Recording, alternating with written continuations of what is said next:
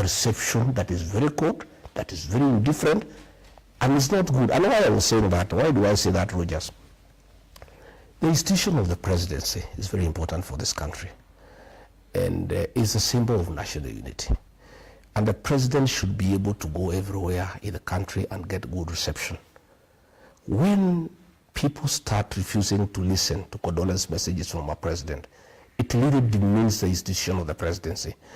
I would one day want to be president. I would want that institution to be held in high esteem. So it is also my duty as a citizen. It is civic duty. Okay.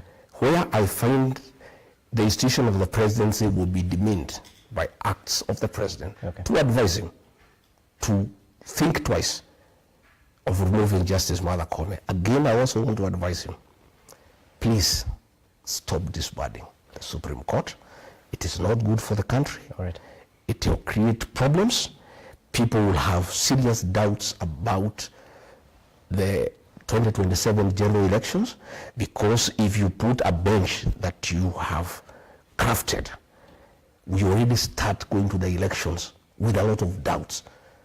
And once people don't believe a process will be fair, we start on bad footing, and that is not good for the country. So let me ask you this, and perhaps just to quote the words of the current Deputy President, Professor Kithure Kindiki, who you're referring to as Mr. Yesa, perhaps reflecting on the headlines on The Standard. He said this in response to your statements in Meru.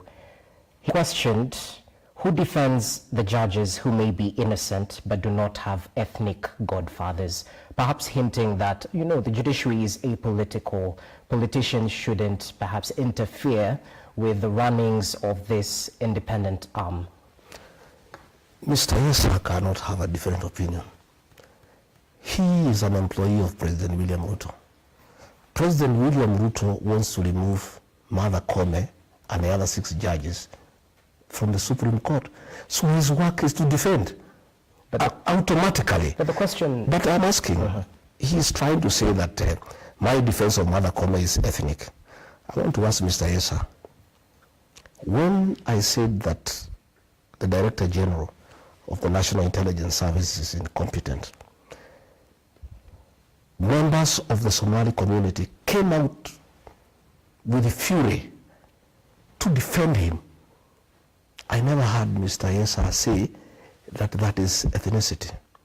When ODM members threatened to remove Speaker Moses Wetangula, members of the Luhya Nation from Western Kenya came out in numbers to defend Moses Wetangula. I never heard Mr. Yesa say anything. But when the people of Mount Kenya see that there is a problem here and one of our own is being victimized, then he says it's his ethnicity. Yet himself is one of us. But two wrongs don't make a right. But I am saying, that's what all communities do. The Somali community have defended their own. The Luhya people have defended their own. There is nothing wrong with Rigathi Gachagua defending his sister. And because our MPs and senators have been compromised by President William Ruto that they cannot speak for one of their own, Mr. Yesa cannot see anything different from what he has been told by this employer. Somebody must speak also for the mountain people. Okay. And I really have no apologies, because I'm not the only one. When the Somalis defended their own, nobody raised an issue. When the Westerners defended their own, nobody raised an issue. And this is what is happening, Rogers, in this country. That the only people who cannot defend their own are the Mount Kenya people. It is called tribalism. But when other communities defend their own, or when they take a particular position, they are called tribalists. I saw the CS Interior saying that defending Martha Koome on my part is tribalism. Yet, 2 months before, when President William Ruto was had a lot of attack from all corners for mismanaging the country, that CS said that the president was being attacked because he's a Kalenjin. So I want to say, this profiling of the Mount Kenya people must come to an end. All right. The Mount Kenya people, like any other community, have a right to defend their people. They have a right to articulate their issues. They have a right to say what is good for them and what is not good for them. And I want to ask the Mount Kenya people not to be apologetic about who they are. None of us made an application to God to be born where we were, where we were born. That is God's decision. And we must be allowed as a people to have our own identity and to articulate our issues like all other communities do. So tell me this, and perhaps it's interrelated. What's the progress of your impeachment case in the corridors of justice?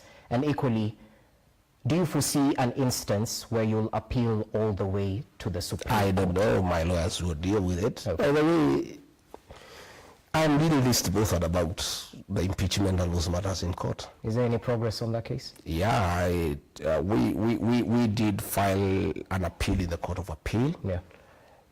Because we were not satisfied with the bench, the three-judge bench that was constituted by the Deputy Chief Justice, because the Constitution says she doesn't have such powers.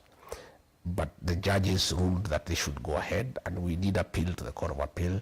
Today the matter was in court, and the Court of Appeal listened to our arguments and gave an order staying the proceedings before the High Court until the matter is heard. The matter is determined. Okay. So our lawyers are dealing with that matter.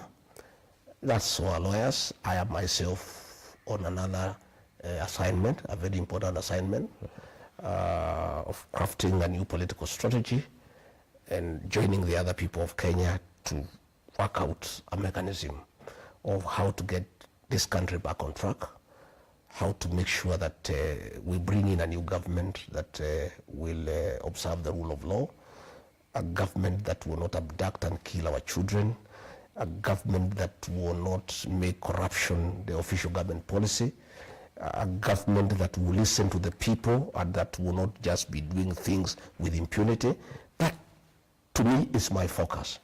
Whether I am cleared of the impeachment tag or not, it's neither here nor there. So what do you tell those people who smell a rat in your defense of Chief Justice Martha Koome, that perhaps you're foreseeing such a scenario where the Supreme Court, this very same judges, might be dispensing of your case? I don't think Martha Koome sat in the High Court where I don't think I got justice. She didn't sit there. Okay. It's other judges who sat there.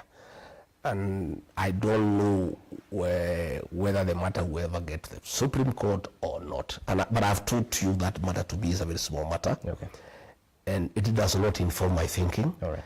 And I am just concerned about this country, that it is irresponsible to allow the president to disbar the Supreme Court. It's not good for the country. It will create a constitutional crisis. Again, it will make Kenyans lose faith in the entire electoral process, because if the president succeeds and disbards the Supreme Court and installs his own judges in the Supreme Court, then this country is going down to the dogs. All right. The level of impunity will be in acceptable levels, and the president will have succeeded to capture the entire Kenyan state. He has captured the parliament as it is. He has captured the opposition. Now, if he captures the judiciary, we are done. All right. Yeah. Let's shift focus to other matters, because just today, the broad-based partners, President William Ruto and Raila Odinga, had a presser, a conference, a meetup at State House in Mombasa.